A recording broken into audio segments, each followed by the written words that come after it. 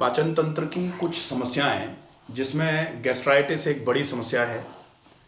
पेट में सूजन महसूस होती है, आंतों में सूजन महसूस होती है, नाभि अपनी जगह पर रह ही नहीं पा रही है, बार बार करके अपनी जगह से हिल जा रही है। खाना कभी कभी ऊपर की तरफ आ रहा है, कभी अभी सीने में भारीपन सर लग दो रहा तीन है, दिन से ये हो रहा है कि नाभि से नीचे है ना, मतलब गैस पास ही नहीं हो रही, वो ऐसे लग ही नहीं रहा पेट है। भारी होकर के ऐसा लगता है जैसे कुछ निकले, लेकिन एनस पे भारीपन बना हुआ है। लेकिन मैंने तो ये हो रहा है सर, गैस जैसे पास होती है ना, पेट हल्का हो जाता है, लेकिन गैस पास नहीं, खाना गैस खाने के पास ही बाद नहीं हो रही। गैस पास नहीं हो रही पेट है फुला का हुआ मतलब है। क्या है कि आंतों में गैस भरी है, आंतें फूली हैं, लेकिन आंतें ऐसे करके सिकुड़ करके गैस को नीचे की तरफ बढ़ाएं तो एनस पे प्रेशर पड़े, तब वो गैस निकल के बाहर आए। जैसे कभी कभी देखा ना, भोंपू देखा है, भोंपू हाँ, ऐसे ऊपर करके दबाने दबाते पर हैं तो इधर से आवाज तभी आती है। हवा रिलीज होती है, तो वो आवाज आती है। गलियों में बेचने वाले आते थे ना कुछ, ऐसे करके दबाते थे तो वो उधर से आवाज आती थी। तो ऐसे ही जब गैस जैसे रिलीज होती है बाय एनस गैस, जिसको फाट बोला जाता है, पाद बोला जाता है, तो ज्यादा जोर से जब गैस कभी कभी रिलीज होती है तो आवाज के साथ होती है ना, तो आवाज ज्यादा जोर से होती है, इसका मतलब आते हैं। और जब गैस रिलीज होती है तो कुछ लोगों की आदत होती है ना, पेट को दबाते हैं जोर से, तब गैस रिलीज होती है। तो आंतों में इतनी दम नहीं है कि आंतें अपने आप सिकुड़ करके गैस को रिलीज करवा दें, तो फिर आपको उसको रिलीज कराने के लिए पेट की मांसपेशियों का भी सहारा लेना पड़ता है। आपकी आंतें इतनी कमजोर हो गई हैं कि वो बिल्कुल ही कॉन्ट्रैक्ट होकर के गैस रिलीज करवा ही नहीं रही हैं, तो उसकी वजह से लोअर एब्डोमेन में और भारीपन लग रहा है। कभी कभी गैस थोड़ी रिलीज हो जाए, थोड़ा पेट हल्का हो जाए। अगर पेट हल्का नहीं हुआ, गैस रिलीज नहीं हुई, तो यहां से फिर यहां भारीपन आ जाएगा, सिर में आंखों में भारीपन बना रहेगा।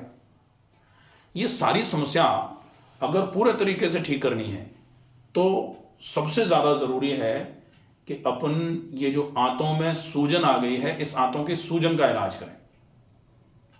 आंतों की सूजन जब तक ठीक नहीं होगी, आंतों की कार्यक्षमता नहीं बढ़ेगी।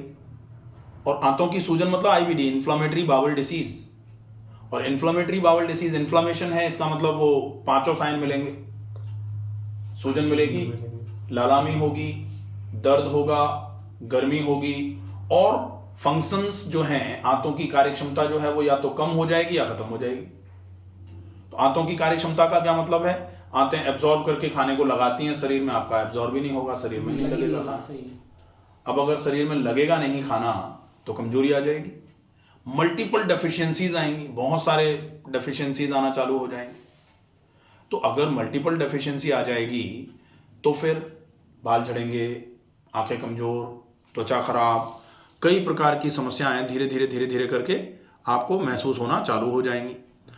अब इसको ठीक करना है तो करना क्या पड़ेगा? आंतों की सूजन को ठीक करना पड़ेगा, वो इन्फ्लामेशन ठीक करना पड़ेगा। अगर वो इन्फ्लामेशन ठीक नहीं होगा तो ये समस्या ठीक ही नहीं हो रही, फिर तो बहुत मुश्किल रहेगी। ठीक है, इन्फ्लामेशन को ठीक करने के लिए सबसे ज़्यादा ज़रूरी है, जो आपके पाचन तंत्र में जमा हो गया है अभी, उसको एक बार के लिए रिलीज करो, गंदगी हटाओ। जब वो पूरी गंदगी हटेगी, उसके बाद दोबारा गंदगी ना फैले, इसका ध्यान रखो। तो दोबारा कैसा खाना खाया जाए? वैसा खाना खाओ जो कमजोर आंतों में भी ऊर्जा देने का काम करे, कमजोर आंतों से ज्यादा काम ना लेना पड़े। अब क्या हो रहा है, आंतें कमजोर हैं, रोज छोले खाए जाएंगे। आंतें कमजोर हैं, पनीर खा लिया। आंतें कमजोर हैं, पूड़ियाँ तली हुई खा ली, समोसा खा लिया, कचौड़ी खा ली। अब समोसा कचौड़ी खाने के बाद उसमें से पोषक तत्वों को एब्जॉर्ब करने का काम जो है आंतों पर ही तो पड़ेगा, आंतें नहीं करेंगी, क्योंकि वो तो पहले से ही कमजोर थी, उनकी कार्यक्षमता तो पहले ही कमजोर थी।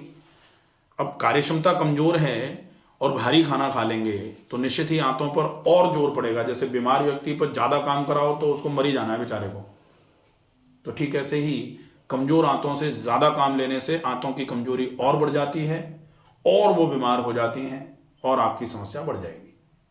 इसलिए आंतों से ज्यादा काम या फिर भारी काम नहीं लिया जाए। तो फिर आंतों से कैसा काम लिया जाए? आंतों पे कुछ ऐसा खाना पहुंचाओ जो बहुत इजीली पच जाता हो। तो सबसे बढ़िया तरीका तो यह है, आप रस डाइट पर आ जाओ, रसाहार। अब रसाहार पर आओगे तो ये ध्यान रखना पड़ेगा कि बार बार आपको खाना पड़ेगा, नहीं तो रस तो गया, पचेगा जल्दी ही, आपका वजन भी कम हो रहा है, जल्दी पच जाएगा, खत्म हो जाएगा, फिर अपन कैसे चलाएंगे? तो चलेगा ही नहीं। फिर तो आपको बार बार करके लेना पड़ेगा। अब रस में क्या ले सकते हो आप? मीठा रस ले सकते हो, जैसे गन्ने का जूस ले लिया। जैसे अगर मीठा कीनू आ रहा है तो उसका जूस ले लिया। खट्टा लोगे एसिडिटी बढ़ जाएगी, तो खट्टा नहीं ले सकते। ये दिक्कत ज़्यादा बढ़ी है। अभी मैं वो ना वो क्या बोलते हैं उसे, आंवले का जूस ले लिया मैंने अभी। आंवले का जूस ले सकते हो, लेकिन आंवले के जूस में आंवला बिल्कुल कम मात्रा में रहेगा और मिश्री ज्यादा मात्रा में मिला के। उल्टा हो गया वो, मतलब प्योर ही ले लिया। हाँ, तो प्योर लोगे तो 3 दिन तो मतलब दिन में 4 बार ही हो गया मेरे तो वो वैसे 10 टाइप हो 10 गए। टाइप और उसके बाद ही वो दिक्कत हुई थी मेरे, जलन होके फिर कोई मैं बात डॉक्टर नहीं। दिखाने गया। तो फिर उस वो केस में यह है कि आंवला वैसे तो एंटी इन्फ्लेमेटरी होता है, लेकिन अति तो गड़बड़ है, ज्यादा मात्रा में तो फिर नुकसान करेगा ही डेफिनेटली। भाई आप एसिड थोड़ा डाल करके कमोड को साफ करते हो, बेसिन को साफ करते हो, लेकिन एसिड कंसंट्रेटेड एसिड भर दो उसमें, भरा ही रहने दो थोड़े समय के लिए, तो वो सारे के सारे चमक को खा जाएगा उसकी। ऐसे ही आंवला कम मात्रा में लेना वो एंटी इन्फ्लेमेशन का भी काम करेगा और गंदगी जो पड़ी हुई है उसको कुरेद के निकालने का बहुत अच्छा काम है आंवले का। लेकिन आंवला अकेला नहीं लिया जा सकता, आंवले के साथ मिश्री लेनी ही पड़ेगी। आंवले की जो थोड़ी सी तीव्र गति है उसको शांत करने के लिए मिश्री मिला के आंवला लिया जाए, ठीक है, तो वो अच्छा है, अच्छा रहेगा। ज्यादा ले लिया तो वो डेफिनेटली, अगर ज्यादा भी पहुंच गया तो अब पेट को ठंडा कर देना है, क्योंकि उसने क्या किया, उसने आंतों में से करोदने के चक्कर में ऐसे करके, जैसे होता है ना किसी को, या एक तो प्यार से सहला रहे हैं और एक नाखून गढ़ा रहे हैं, अंतर होता है ना। एक तो प्यार से सहला रहे हैं तो नींद आती है ऐसे ऐसे ऐसे, और एक है नोच रहे हैं, तो वो तो गड़बड़ है ना, फिर तो चलेगा ही नहीं। तो ज्यादा मात्रा में आंवला वो नोचने का काम कर दिया उसने, ठीक है। आंवला नुकसान नहीं किया, ये मत सोचो आंवले ने नुकसान किया। आंवले की क्वांटिटी ज्यादा हो गई, एक पहला नुकसान, और आंवले के साथ मिश्री नहीं मिलाई, दूसरा नुकसान, ठीक है। जूस आप ले सकते हो, जूस में कोई दिक्कत नहीं, आराम से चलेगा जूस जितना मर्जी आए उतना थोड़ा थोड़ा करके अपन बार बार करके जूस का उपयोग कर सकते हैं, उसमें कोई नुकसान नहीं है। नारियल पानी का उपयोग कर सकते हो, सौंफ के पानी का उपयोग कर सकते हो। बहुत भूख लगे तो फल खा लिए, और भूख लगे उबली हुई सब्जियां खा ली, और ज्यादा भूख लग रही है तो खिचड़ी खा ली। आप ये खाओगे, हल्का खाना है, हल्का खाना शरीर में लगेगा, जल्दी पचेगा।